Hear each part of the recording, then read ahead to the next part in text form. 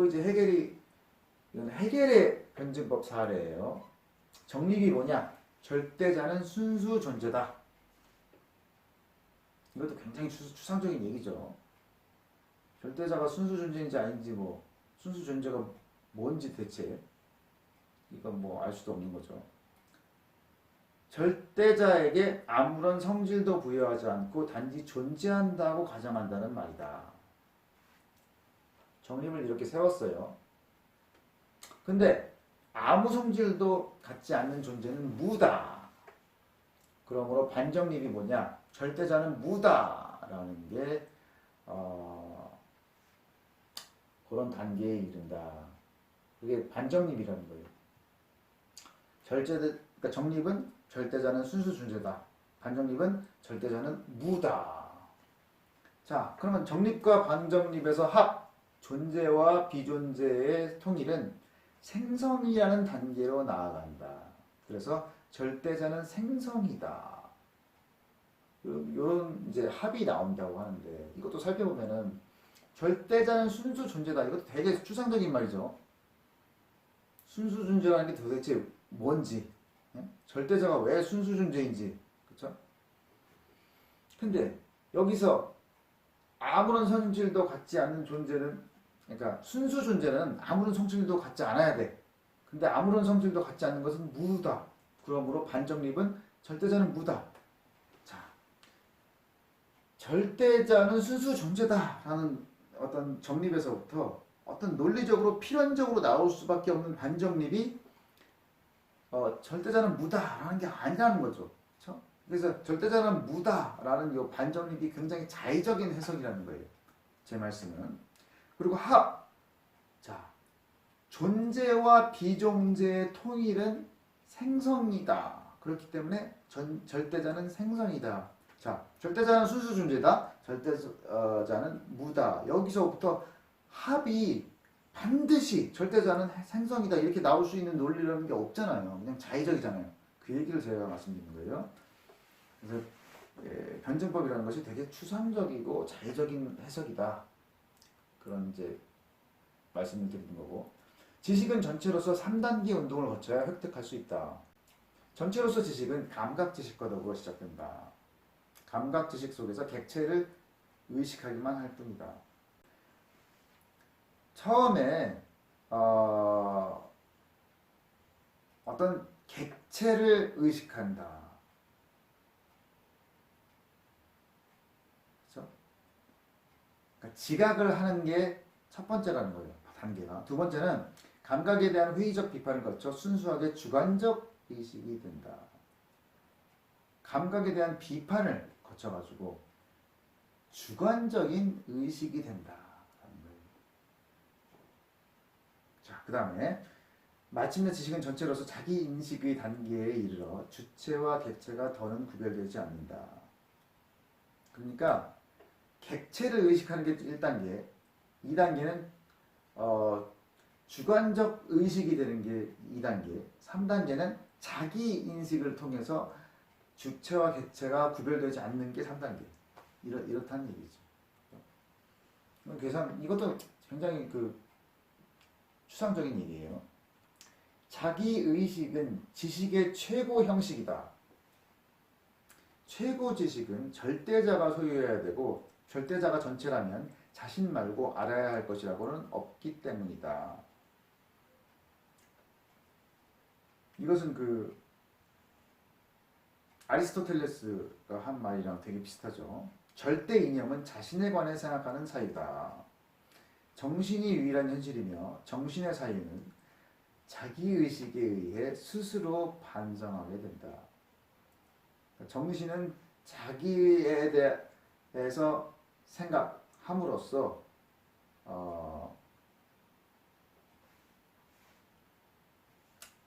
스스로를 돌아보게 된다 이런 얘기죠.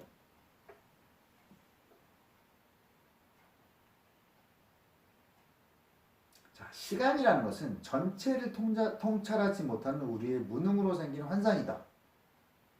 그렇지만 시간 과정은 변증법의 순수한 논리 과정과 밀접한 관계를 맺는다.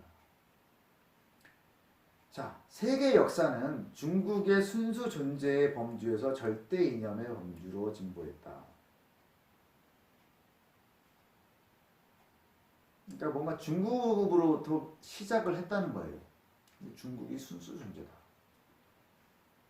왜 그렇게 정했는지는 굉장히 자의적인 얘기죠, 이게. 절대 이념은 완전하지 않더라도 프로이센 국가에 이르러 거의 실현됐다.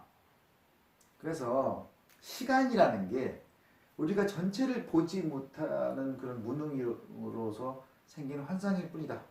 그렇지만 그 시간 과정은 변증법적인 과정을 거쳐서 정반합 이걸 거쳐서 이제 중국이라는 순수 존재에서 출발을 해가지고 거의 프로이센 국가에서 완성이 됐다라는 거예요.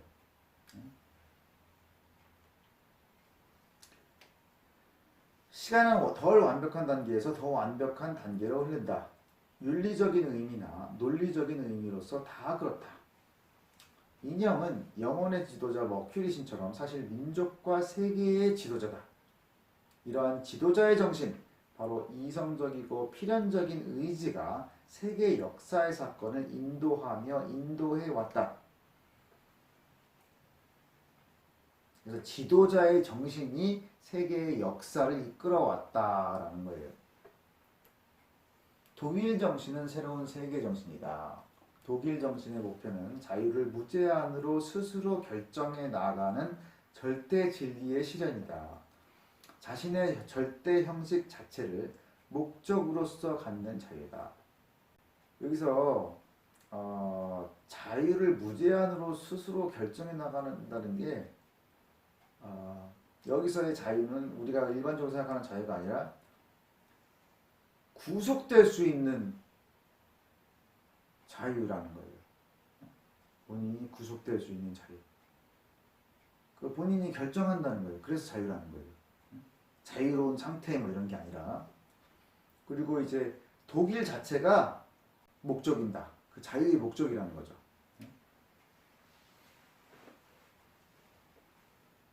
정신이 자신에게 법칙을 부여할 때는 자유롭게 부여한다. 세속적 시각에서 보면 법칙을 부여하는 정신은 군주에게 실현되고 법칙을 부여받는 정신은 국민에게 부여된다. 그러니까 정신이 자신에게 법칙을 부여한다. 라고 할 때는 구속될 수 있는, 내가 여기에 구속되겠다 라고 하는 그런 것을 이제 자유롭게 선택한다는 얘기예요. 근데 이게 법칙을 부여하는 정신이 있고 부여받는 정신이 있는데, 부여하는 정신은 군주한테 부여되고 부여받는 정신은 국민한테 부여된다라고 막 이상한 논리를 만드는 거죠. 역사 발전의 원리는 민족 정신이다. 각 시대마다 이미 도달한 변증법의 단계를 거쳐 세계를 이끌어갈 사명을 부여받은 어떤 국가가 존재하기 마련이고, 우리 시대에 그러한 사명을 짊어진 국가는 독일이다. 자, 역사는 이 지도자 정신을 갖고 있는 국가가 존재한다라는 거예요. 그리고 우리 시대에는 그게 독일이라는 얘기예요. 역사적 개인들은 그들의 시대에 일어나기로 예정된 변증법의 이행 단계를 구현하려는 목표를 가진 사람들이다. 역사적 개인들, 그 사람 누구냐? 이들은 영웅이다. 당당히 일상의 도덕 규칙을 위반할 수도 있다. 네? 그 누구예요? 알렉산드로스, 카이사르, 나폴레옹. 이 사람들이 지도자 정신을 갖고 있는 지도자들이라는 거죠. 역사 철학에서 해결은 뭐라 그랬냐? 국가는 현실적으로 존재하는 실현된 도덕 생명체다. 어떤 인간이 소유한 모든 정신적 현실성은 오로지 국가를 통해서 소유된다고 말한다. 자, 그러니까 해겔은 객체라는 것은 환상이라고 했어요. 전체를 알아야 그게 지식이다. 그게 실현된 존재가 뭐냐? 국가다라는, 국가가 전체라는 거예요. 그래서 인간이 소유한 정신이 현실적으로 발현되는 것은 오로지 국가를 통해서만 발현된다 라고 얘기하는 거죠. 인간의 정신적 현실성은 자신의 본질, 바로 이성이 객관적으로 주어져 있다는 것. 이성이 객관적이고 직접적으로 존재하는 데서 성립하기 때문이다. 자, 인간의 정신적 현실성이 이성이 객관적으로 주어져 있다는 것이다. 그러니까 해겔에 있어서는 어떤 것을 파악을 할 때 주관적 파악이 있고 그 다음에 객관적 파악이 있어요. 그런데 그 객관적 파악이 나중 단계로서 그게 국가라는 거죠. 국가는 이성의 자유를 실현한 제도다. 객관적 형식 안에서 자신을 스스로 실현하고 인정한다. 국가는 인간의 의지와 자유를 외적으로 표현한 정신의 이념이다. 그러니까 국가가 어떤 객관적인 존재라는 거죠. 각각의 존재는 주관적이고, 그래서 인간의 의지와 자유를 외적으로 표현한 정신의 이념이 국가다. 국가가 전체다. 국가가 목적이다. 해겔은 법철학에서 뭐라 그랬냐? 국가는 도덕 이념의 현실성, 바로 눈으로 확인할 수 있는 실체적 의지로서 자명한 도덕 정신이다. 도덕 정신은 스스로 생각하고 인식하여 자신이 아는 한도에서 인식하는 것을 실행에 옮긴다라고 했어요. 국가는 도덕 이념의 현실성, 도덕 이념이 현실로 나타난 거다라는 거죠. 눈으로 확인할 수 있는 의지인 것이다. 국가가 도덕 정신이다. 국가가. 자, 국가 간의 외적 관계를 맺을 경우에 국가는 객체이다. 각 국가는 각 다른 국가에 맞서 독립된 위치에 있다. 현실적 정신의 대자 존재는 이렇게 국가의 독립이 유지되는 경우에 존속하기 때문에 독립은 한 민족의 으뜸가는 자유 조건이자 최고의 명예다.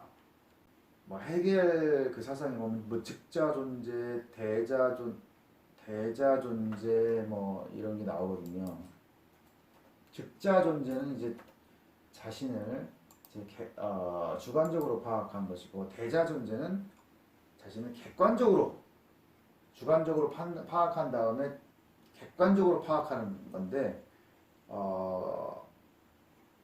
그런 정신의 대자 존재가 국가의 독립이 유지되는 경우에 존속한다. 그래서 독립은 으뜸가는 자유 조건이자 최고의 명이다. 그래서